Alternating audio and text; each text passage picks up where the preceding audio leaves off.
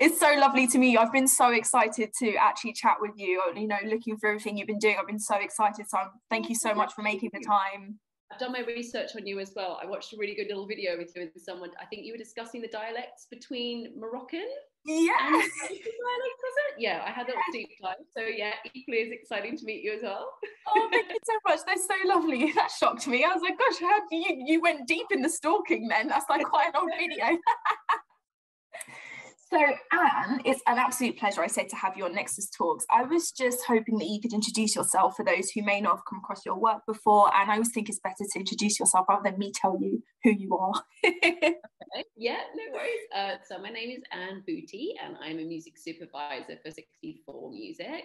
And when I find the time, I'm still a musician for Coco Electric, which is a sort of electronic project I've had going for too long now, 16, 17 years. Wow. And I'm a mother of one, so got a lot of stuff juggling. So you don't do a lot, really. I'm just kidding. Oh wow. And I also researched, as you mentioned already, you said that you were a musician, and I'm so excited to ask you about how you transitioned from being a musician. I know you said you still do it when you have time, but then going into music, becoming a music supervisor. How did that happen? Sort of by chance, really. I'd had my son, and I was sort of working part-time and writing my second album, and I was working in recruitment at the time for sort of film and TV recruitment, so kind of still in the industry, but not super similar to what I do now. But it was my colleague at the time was like, if you thought about going back to work full-time, there's cool jobs come up in library music. And so it was a bit of a transition going from sort of mummy brain for a few years and just sort of doing a little bit of part-time work to like back into like full-time. It was great. And I think initially, it was library music account management. So quite different, more working with right colors. And then I moved into, before I did 64, I helped set up the in-house catalogue here as well.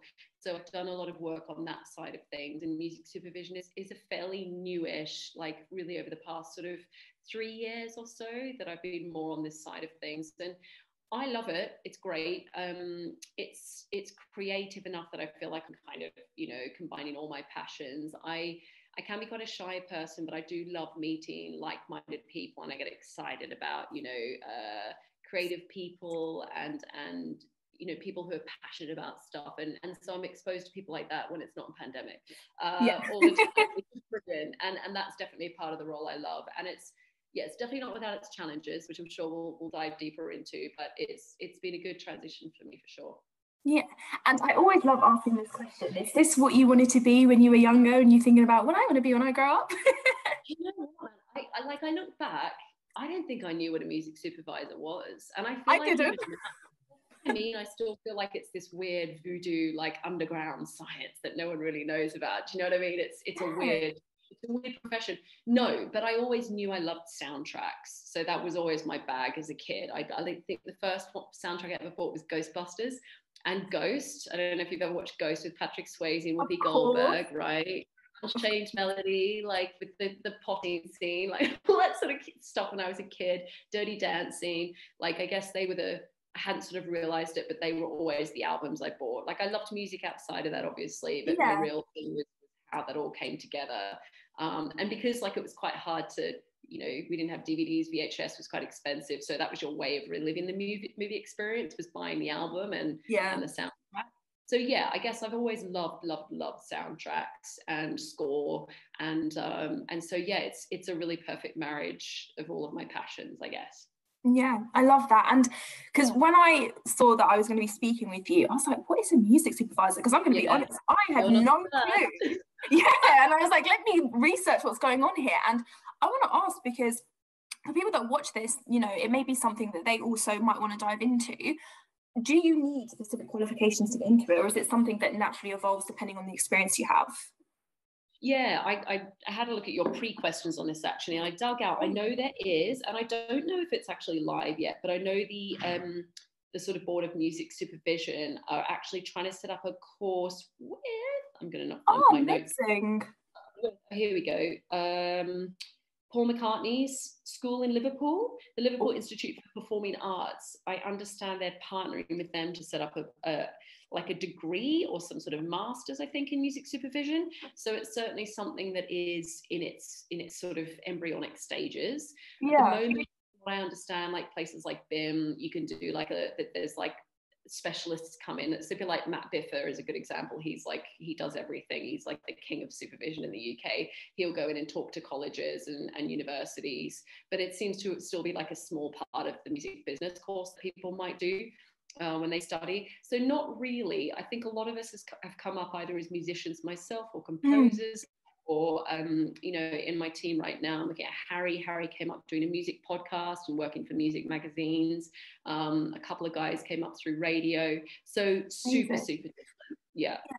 That's so good, because, do you know, it's crazy how much I learn about the music industry more and more. Like, ever since I started having my own radio show, there's so many things I was like, I didn't even know this existed. And I think, especially when someone's new to the industry or trying to find their way, I think the hardest thing is knowing what's even available. So thank you so much for sharing that. And obviously it would be great if more of these things develop in these courses, because people just don't know what they don't know. Exactly. Yeah, but let's talk more about you being a music supervisor. I want to ask, like you said, there's challenges and there's obviously really good moments to it. Talk to me about the process and how it would work. What's a typical day look like for you?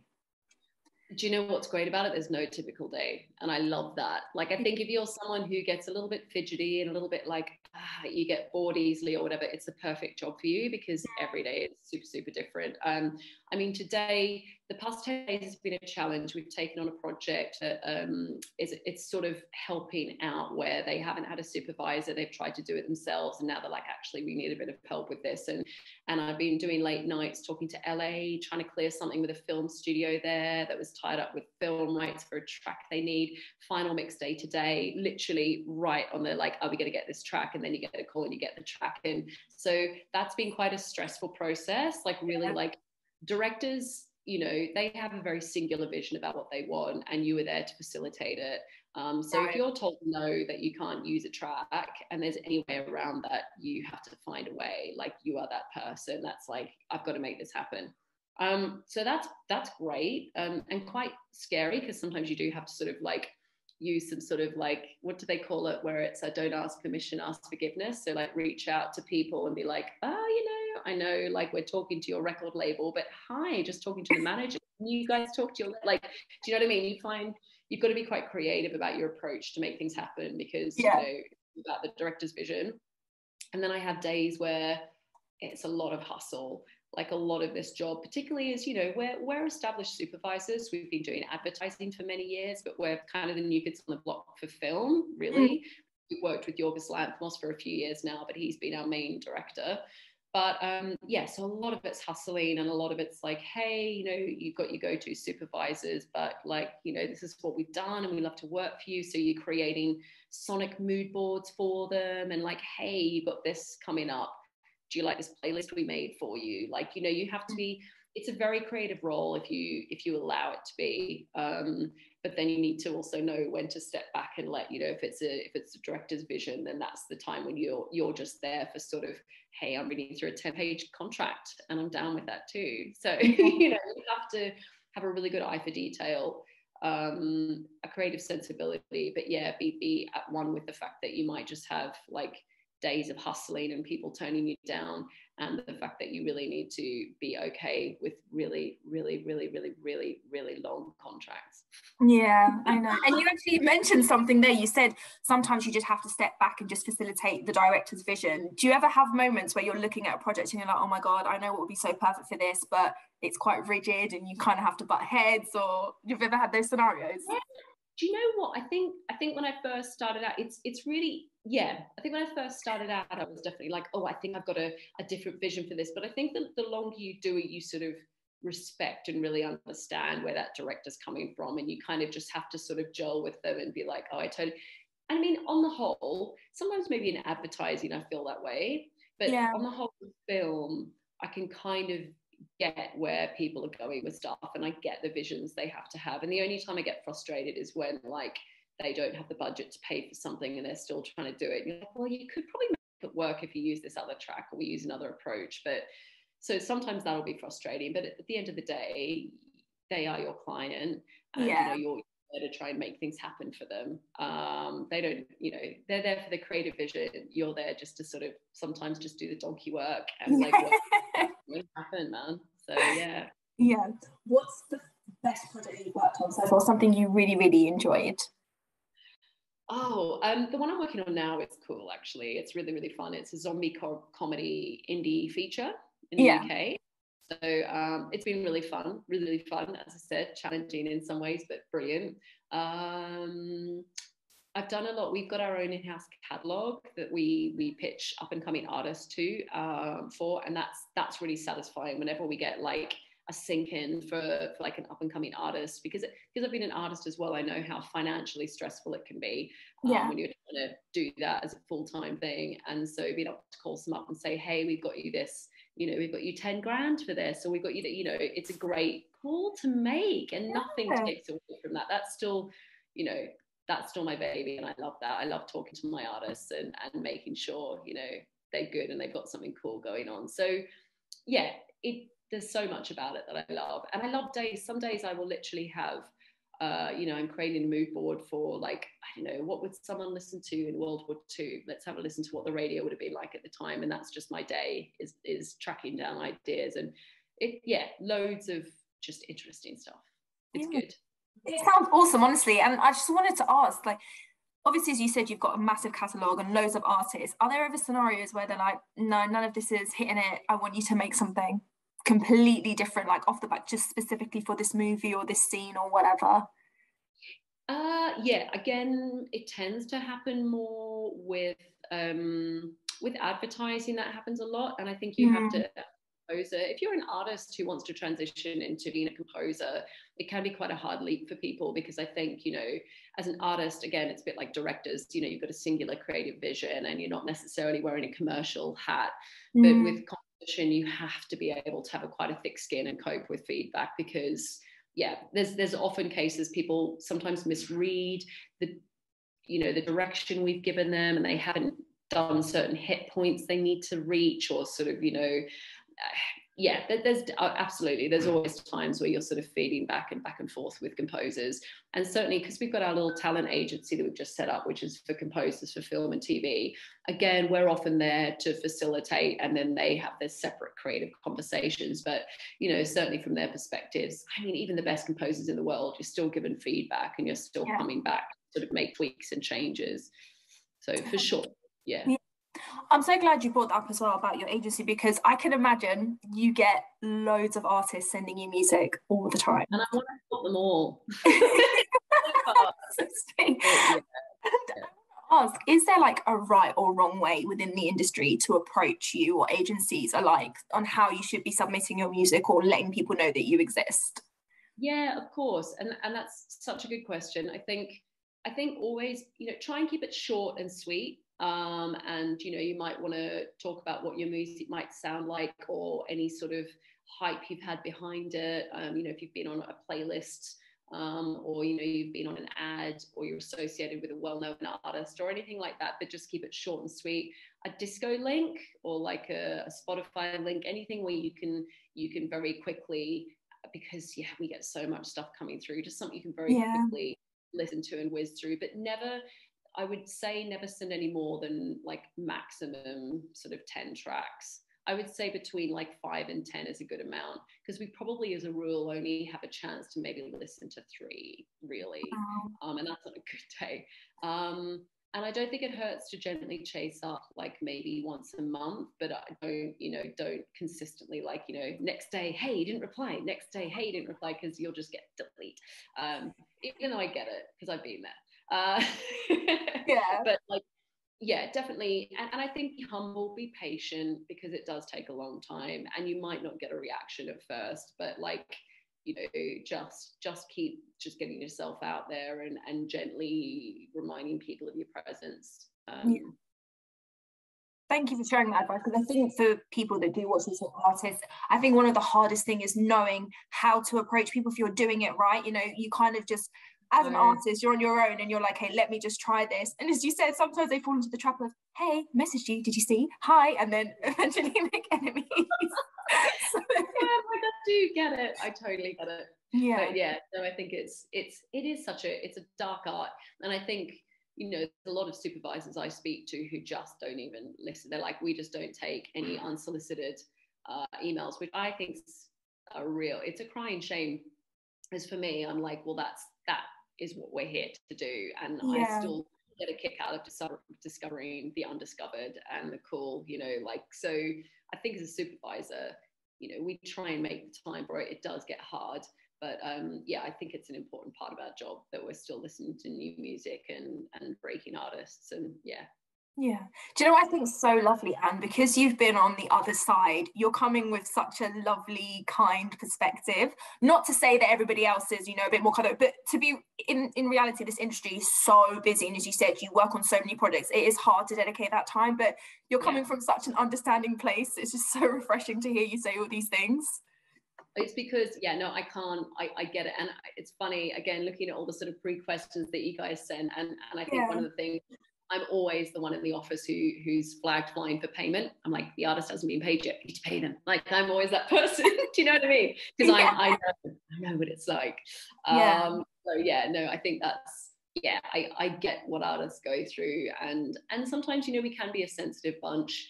And, we're very kind of focused on the craft and not always business savvy. We've dealt with some artists, amazing artists who've signed some really awful deals when they were younger, who've tied them to 20 years of publishing tied into with someone who they shouldn't have tied in, just stupid things where you think, oh my gosh, how have you not had someone to kind of hold your hand through that? So wherever we can, we do try and help our artists. And we get that sometimes it's tough when you just want to do your thing and you have to be that person that pops your head out of your shell now and again to get heard.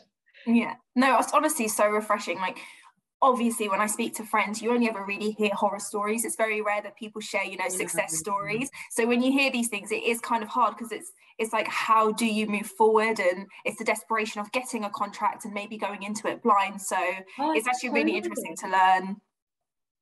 Yeah, doesn't matter what it is. Like we have a contract with our artists for our catalog and it's non-exclusive. So it's kind of a no-brainer because you can leave sort of as and when. It's very flexible.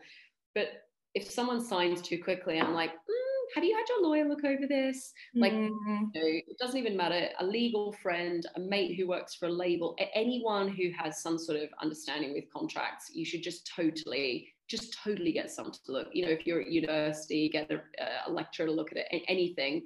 It's not worth signing anything unless you've really gone through it with a professional. Perfect. Thank you for sharing that. I'm sure loads of people that come across this will really appreciate that. But I'm going to come back to your role as a music supervisor because I know we went way down the artist lane. What are the most important relationships do you think to develop within your kind of industry and obviously for your role? What are the most important relationships? I think you want to get in with directors and producers. I mean, the dream is really to get in with a director early on in their career and you work with them throughout their career. I mean, that's what's happened with Yorgos Lanthimos in our company. And that's obviously really important, but always understanding that, a director will count on you to have relationships with rights holders. So, the fact that we know straight away who to call for favors or to get straight through to someone at a major label who'll already know us from prior syncs we've done with them, or, whereas if you're someone who's not doing it as a day-to-day thing, you're shooting cold. So we are being paid for these relationships. So that's very important as well, that we're nurturing those. Yeah, brilliant. And what advice would you give to somebody who wants to, obviously you mentioned getting in with directors in the beginning, but what other advice would you give for someone who wants to get into music supervision? Yeah, sure. I think if you're starting out in your career, just take anything to do with music. I think, when we're looking at CVs for sort of, we just hired someone actually, and she was amazing. Like her degree was in music business studies, which is obviously a really obvious way to do it. It doesn't necessarily have to be that. But I think just show a real passion, like an undying passion.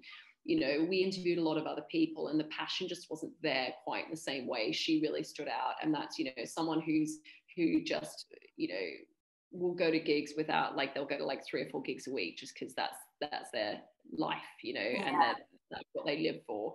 And, you know, you maybe manage your mate's band, or write a music blog, or, like, you know, I was saying, my colleague who did a music podcast for a long time, and he interned at some music magazines. He wasn't paid very much. I know there's a real taboo these days around taking unpaid work, and I totally respect that. But, you know, you still have to pay your dues. And I think, you know, there's a lot of certain parts of the music industry that aren't making a lot of money, but that's how we all start out. Like, you know, as an artist for many years, I do a lot of gigs without payment, and it was very annoying, but, like, at the same time, that's how I honed my craft, you know. And I think you just have to sometimes look at the bigger picture and think, you know, if this is the career you want to take, sometimes you have to start out just, you know, just taking what you can. Totally. It relates to the industry you want to get into. Yeah, I'm so with you on that, Anne, as well, because I remember I was speaking to someone and they're like, I don't want to do any work for free. And I always say, I think there's a difference between interning and learning, and actually you're gaining more value being somewhere. And then there's a difference between you're actually quite good at what you do and you're being taken advantage of. I think people have started to mix them up.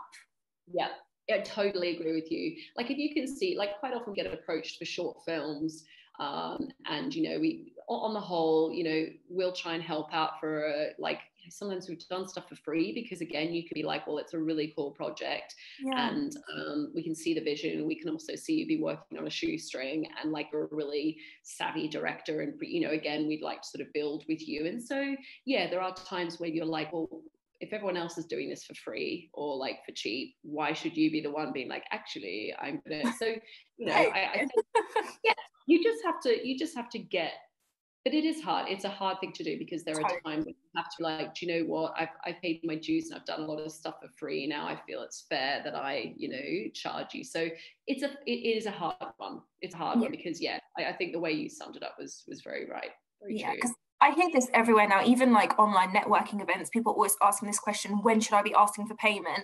And I think it is such an awkward place to be, because, as I said, as soon as you feel like you're not gaining anything from being somewhere, whether it's long-term or short, that's when you need to start questioning whether you're good enough and maybe should be looking for payment. But it's a weird territory, isn't it? It is. I know. I wish I was training on that, because it is hard to know, particularly when you're just starting out, you know, it's hard. Yeah.